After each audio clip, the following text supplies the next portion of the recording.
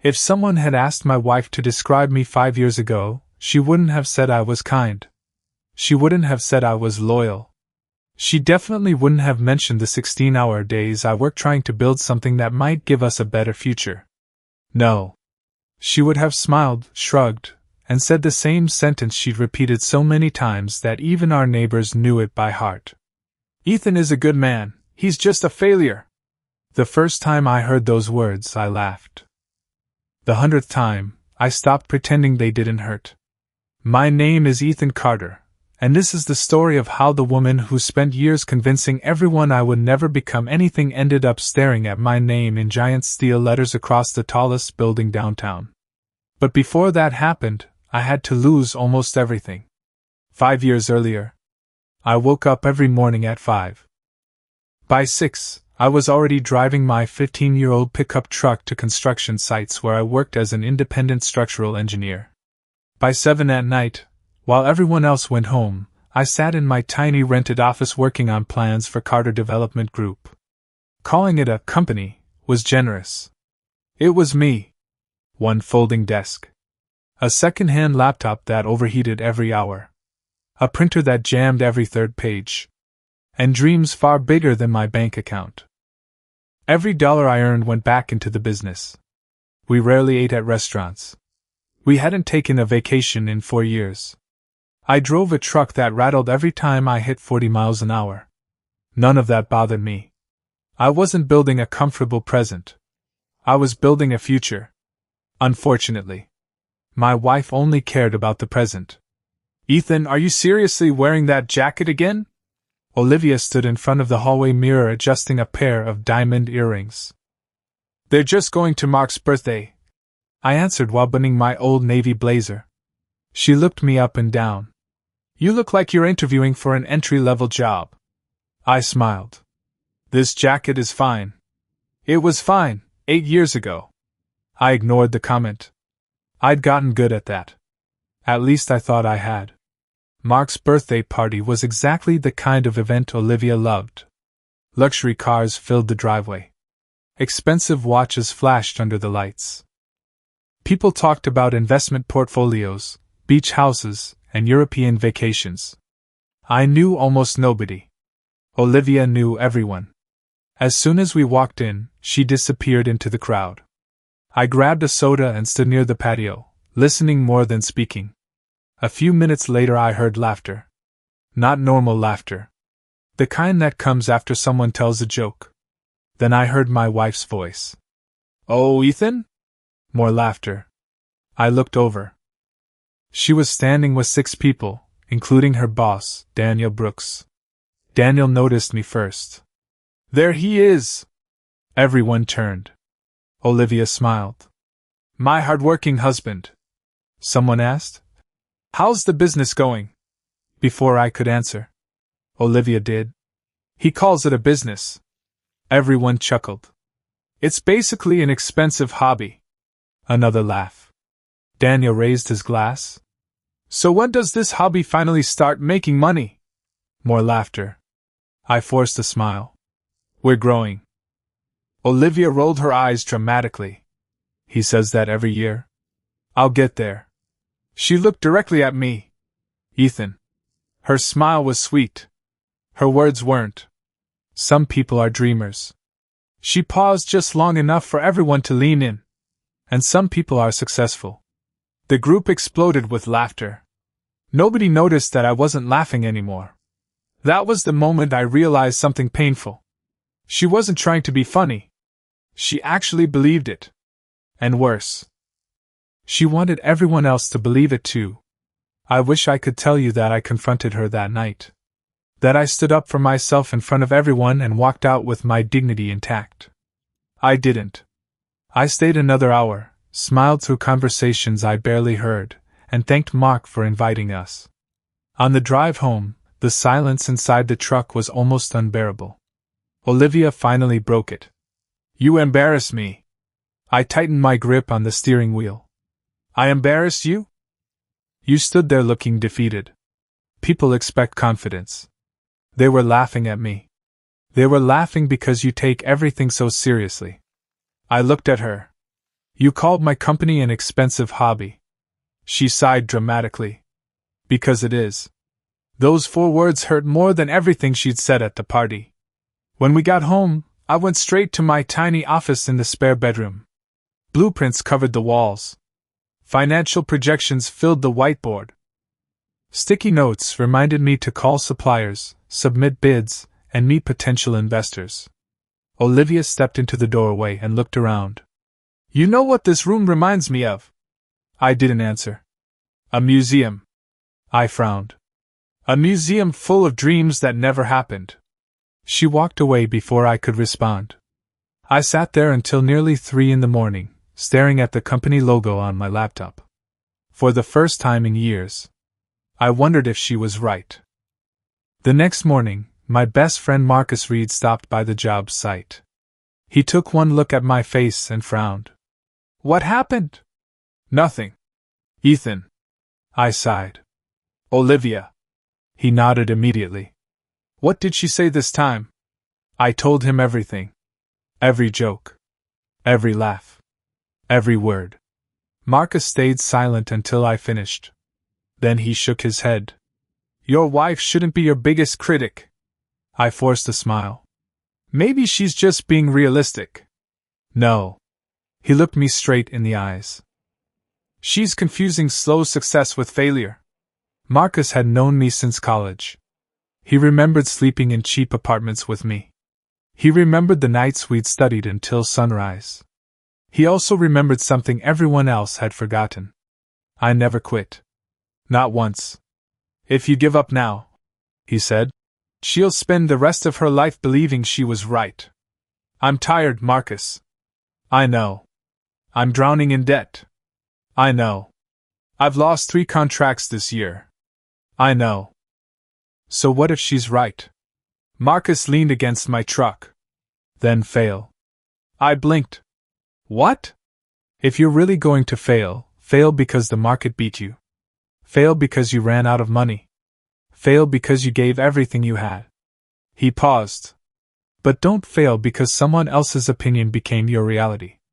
His words stayed with me long after he left. 3 weeks later, everything got worse.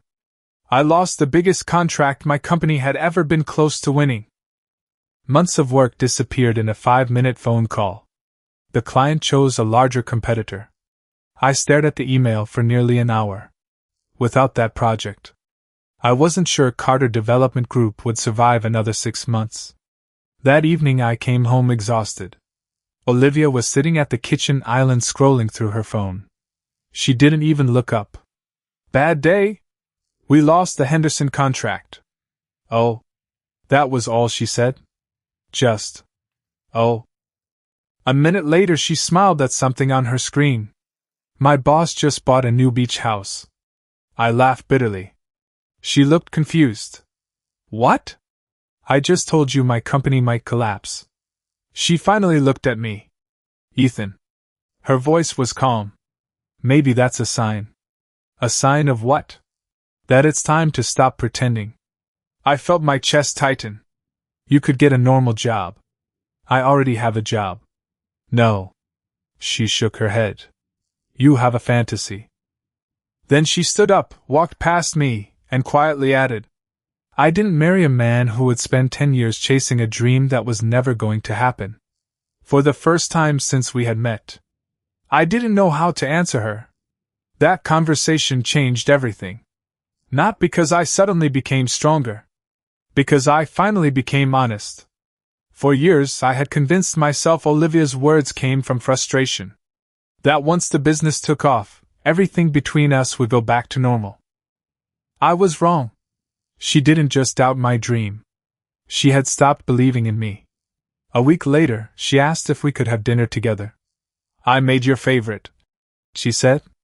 For a moment, I thought maybe things were changing. Maybe she wanted to apologize. Maybe we were finally going to talk. Instead, halfway through dinner, she placed a folder on the table.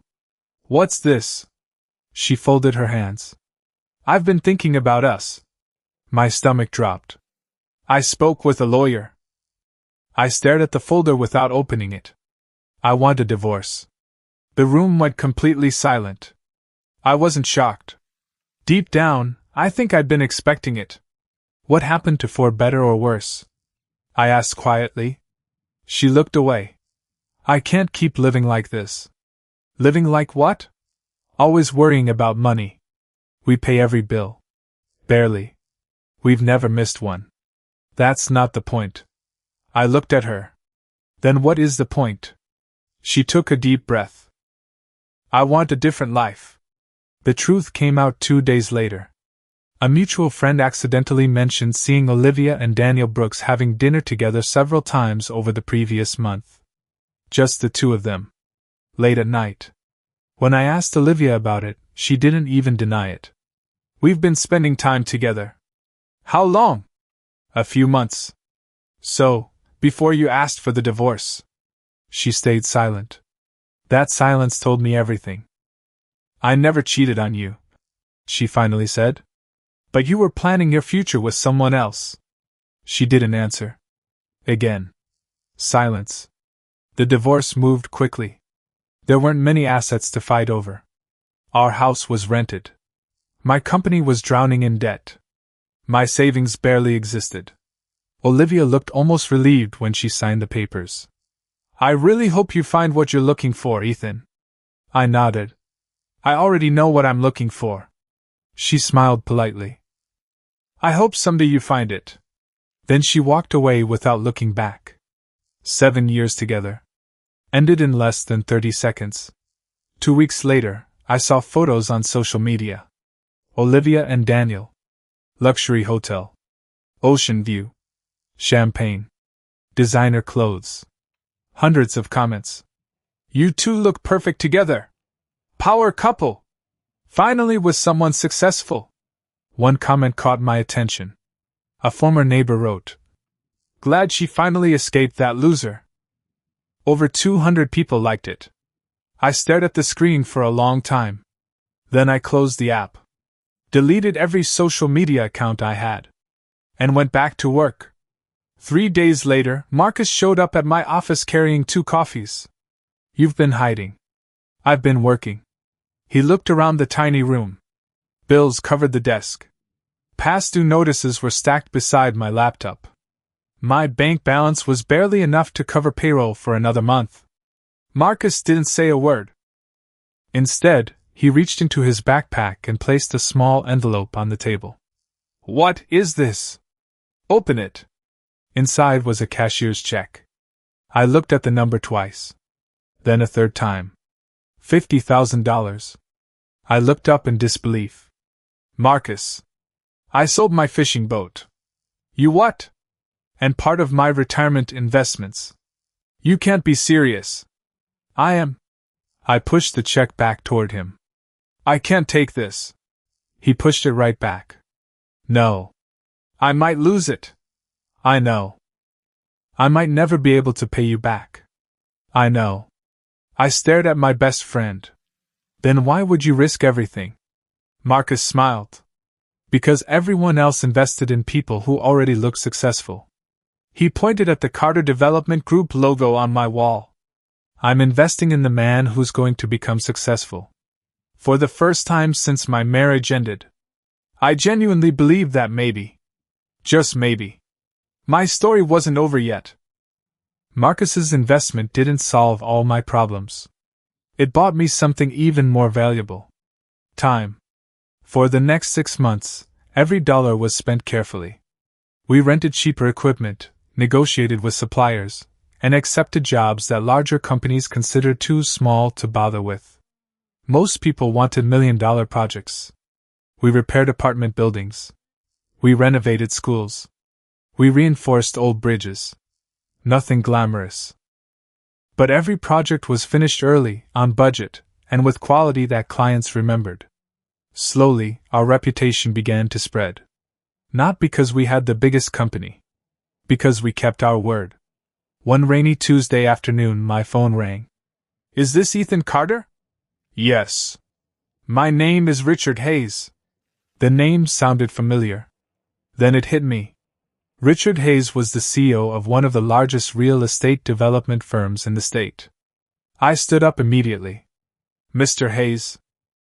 I've heard good things about your company. My heart started racing. I appreciate that. I'd like to meet you. His office overlooked the entire city skyline. Glass walls. Modern furniture. The kind of place I used to admire from the street below. Richard shook my hand firmly. I've been watching your work. My work? You completed 6 municipal projects in 18 months. I nodded. Every one of them finished ahead of schedule. We try our best. He smiled. No. You do more than that. He slid a thick folder across the desk. Inside were reports on every project we'd completed. He had done his homework. Do you know why large companies lose contracts? I shook my head. They become arrogant. He leaned back. They stop listening. Then he looked directly at me. People tell me you're the opposite. The opportunity sounded too good to be real. A mid-sized commercial development. Worth more than every contract my company had completed combined. If we failed, Carter Development Group would probably disappear forever. If we succeeded, everything would change. Richard folded his hands. So? I took a deep breath. We'll do it. He smiled. I hoped you'd say that. The next 12 months nearly broke me. I slept in my office more nights than I slept at home. Some weeks I worked over 100 hours. There were equipment failures, material shortages, unexpected inspections. Storms delayed construction. One subcontractor declared bankruptcy halfway through the project. Every problem seemed determined to destroy us. But every time something went wrong, my team stayed.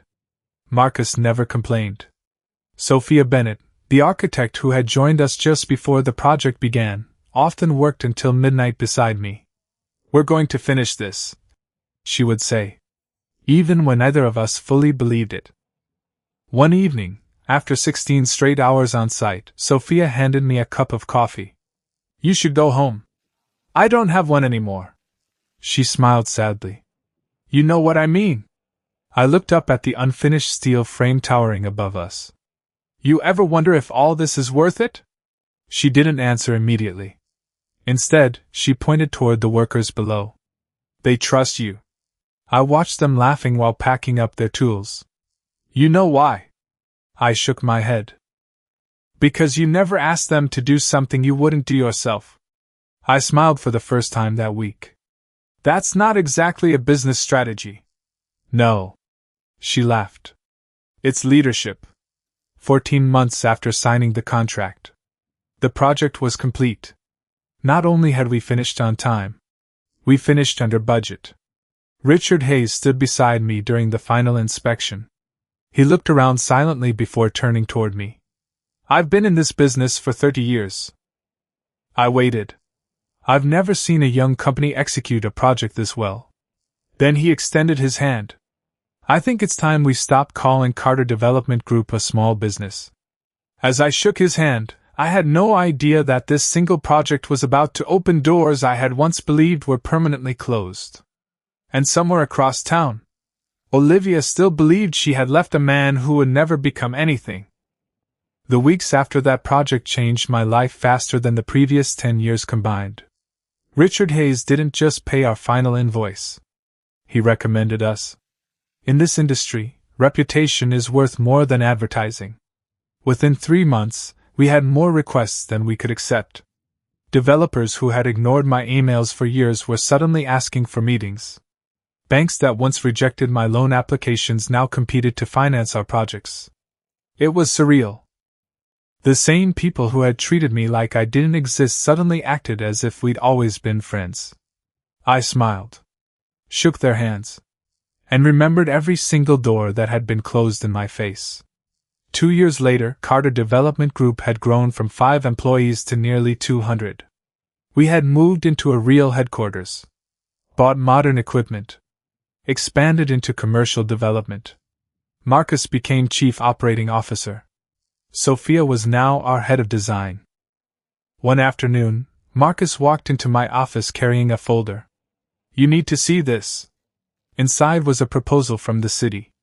An abandoned industrial block downtown was finally being redeveloped.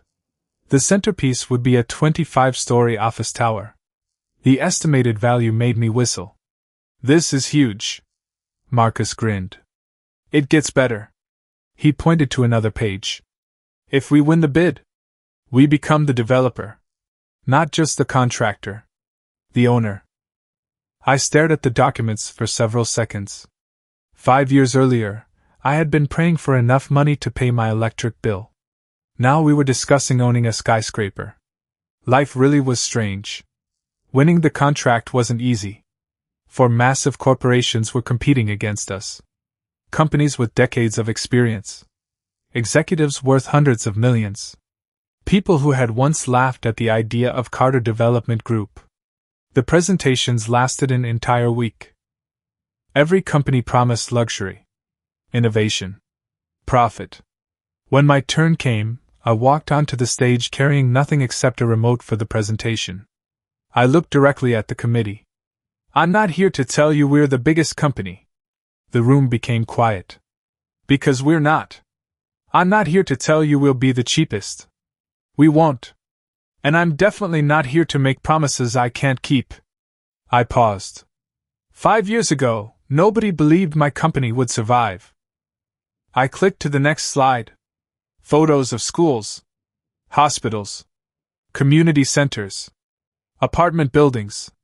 Every project we'd completed. These buildings speak louder than I ever could. The presentation ended with a single sentence. "Trust isn't built with words. It's built one project at a time." 3 weeks later, I received another phone call. "Mr. Carter?" "Yes. I'm calling on behalf of the City Development Committee." I held my breath. "We're pleased to inform you." I closed my eyes. "That Carter Development Group has been selected." For a second, I couldn't speak. When I finally thanked them, my voice cracked. After hanging up, I simply sat there. Alone. Remembering every insult.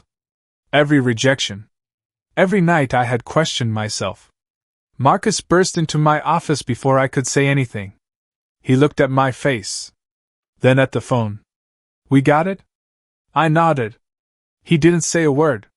He just wrapped me in the biggest hug I'd had since college. Construction began 6 months later. It would become the largest project in our company's history. One afternoon, while reviewing the architectural drawings, Sophia looked at me with a smile. "So, what? What are you going to call the building?" I shrugged. "I haven't thought about it." Marcus laughed. "I have." He slid a sheet of paper across the table. Printed across the top were 4 simple words. Carter Development Group. I looked at him. "You want my name on the building?" He nodded. "It belongs there." I stared out the window toward the skyline where the tower would soon rise. I wasn't interested in proving Olivia wrong anymore. I wasn't trying to impress anyone. But I had spent years building something everyone said was impossible. Maybe, just maybe, I'd finally earned the right to put my name on it. Construction lasted almost 3 years. It became the biggest challenge of my career. Every morning before sunrise, I walked the site with a hard hat, a clipboard, and a cup of black coffee. By then, Carter Development Group employed more than 600 people. Some of them had been with me since the days when our office was a folding table and an old laptop. Others had joined because they believed in what we had become. I made it a point to learn every foreman's name, to shake hands with the apprentices, to thank the crews working late into the night. Because I never forgot where I had started. One afternoon, Sophia walked into my office carrying a lease agreement. "You should look at this." I skimmed through the first page. Then froze. The future tenants list. One name stood out immediately.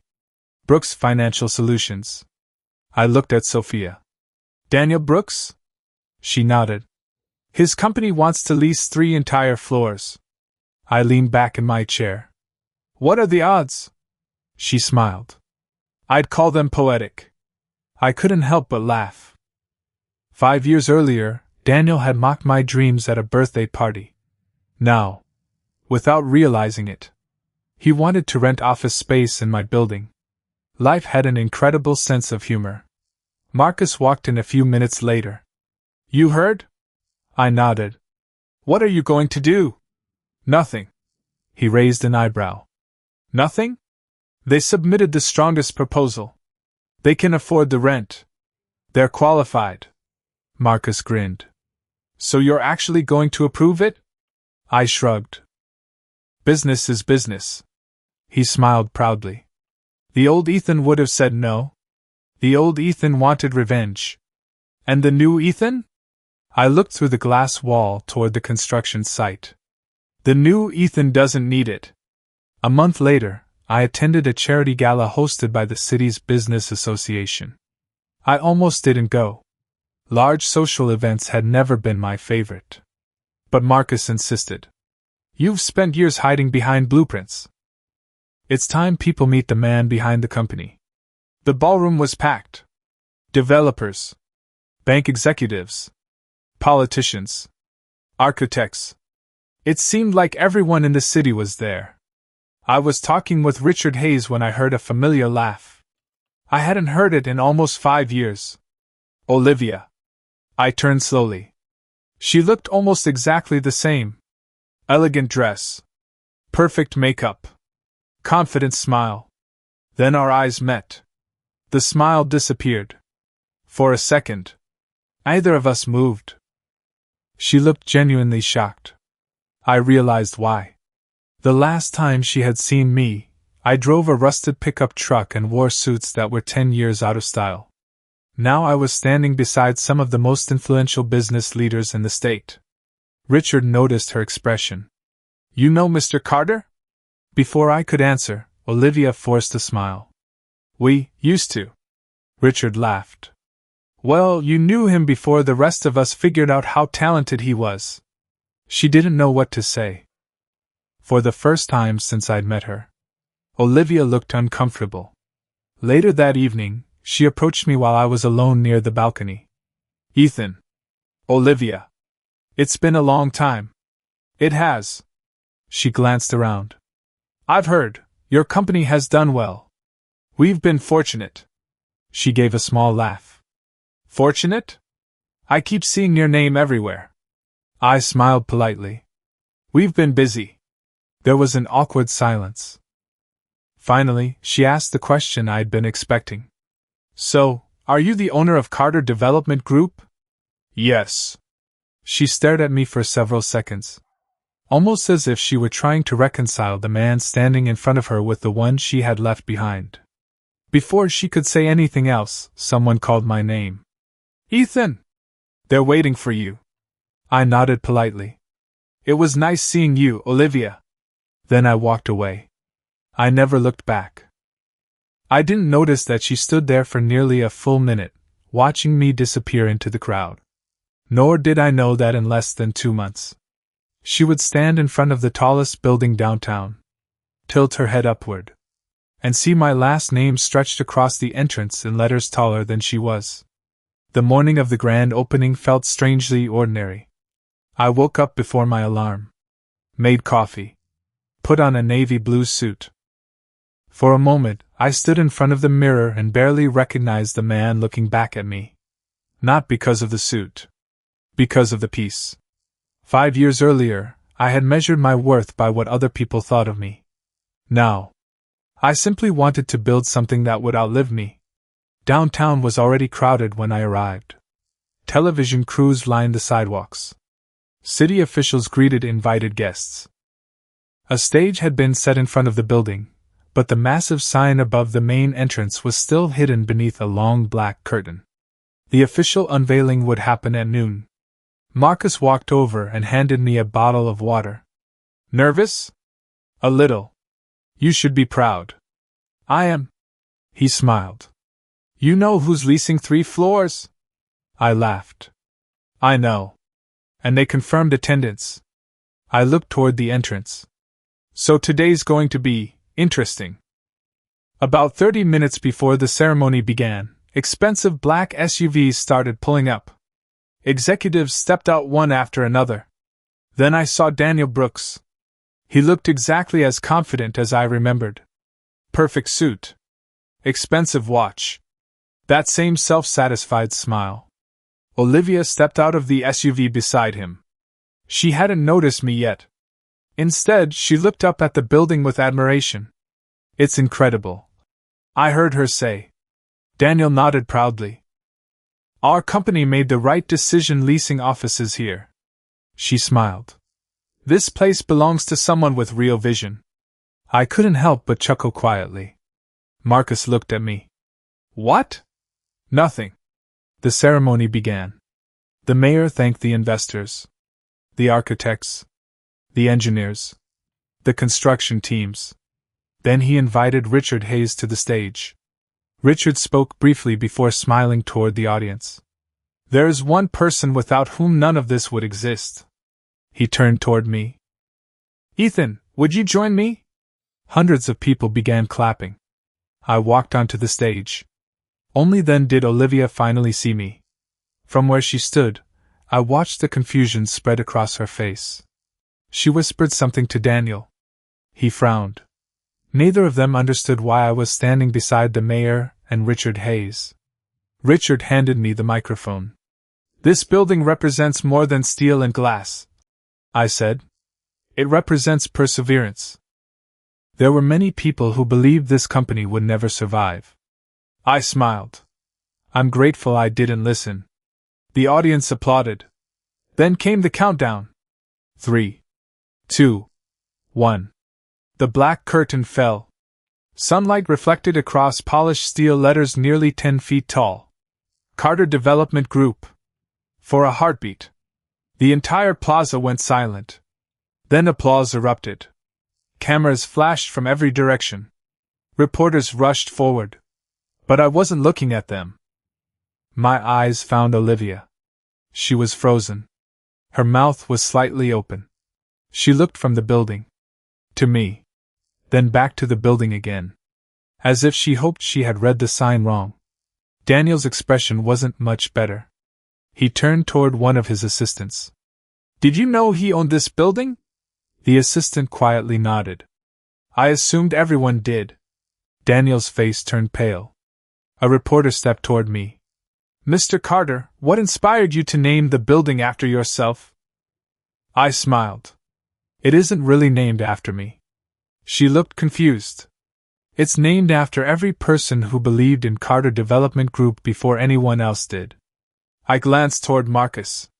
Toward Sophia. Toward the workers standing proudly behind the stage. My name may be on the building, but their faith built it. The crowd applauded again. As the ceremony ended, tenants began touring their new offices. Daniel walked toward me with an uncomfortable smile. Ethan. It's been a while. It has. I have to admit. He forced a laugh. I never saw this coming. I know. He hesitated. Congratulations. Thank you. He extended his hand. I shook it. No anger. No bitterness. Just two businessmen. Then he quietly walked away. Olivia remained standing near the entrance. She hadn't moved. She was still staring at those 4 words above the doors. Carter Development Group. The same man she had once introduced as a failure. Now owned the building her company was proud to call home. I thought that would be the last time I'd ever see Olivia. I was wrong. 3 weeks after the grand opening, my assistant knocked on my office door. Mr. Carter? Come in. She stepped inside holding a business card. There's a woman here asking to see you. I glanced at the card. Olivia Carter. For a second, I simply stared at my old last name printed beneath hers. It's your decision, my assistant said. Should I send her away?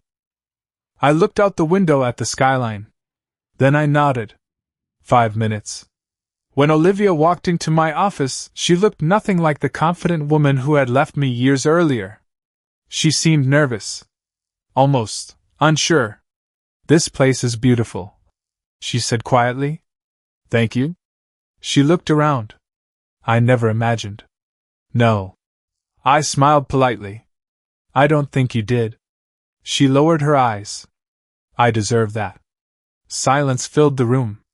Finally, she spoke again. I owe you an apology. I didn't answer. I spent years telling people you were a failure. She took a shaky breath. I laughed at your dreams. I embarrassed you. I made everyone else think they should laugh too. She looked at me with tears in her eyes. I was wrong. For the first time in years. I believed she meant it. Not because she wanted something. Because she had finally understood what she had destroyed. I thought success meant expensive cars. She whispered. I thought it meant designer clothes. I thought it meant being with the richest man in the room. She looked out the window at the tower bearing my name. I never realized success starts with believing in someone before anyone else does. I walked over to the window beside her.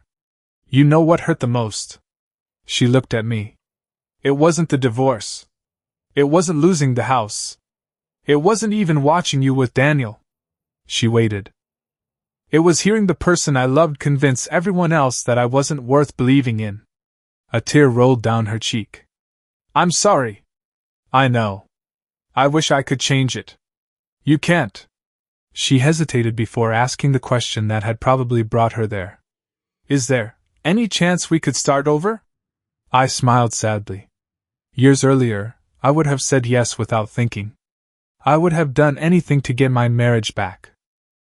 But the man standing in that office wasn't the same man she had left. I forgave you a long time ago. Hope appeared in her eyes. Then I finished my sentence. But forgiveness and a second chance aren't the same thing. Her shoulders slowly dropped. I understand. And for what it's worth, I genuinely hope you find happiness. She nodded silently. Then she walked toward the door. Just before leaving, she turned around. I'm proud of you, Ethan. Those were the words I'd wanted to hear for years. Strangely, they no longer mattered. After she left, Marcus stepped into my office. Everything okay? I smiled. Better than okay. He looked at me for a moment before laughing. Closure? Something like that. We stood together looking out over the city. Hundreds of people were walking in and out of the building. Employees. Clients. Families. Dreamers. None of them knew the story behind the name above the entrance.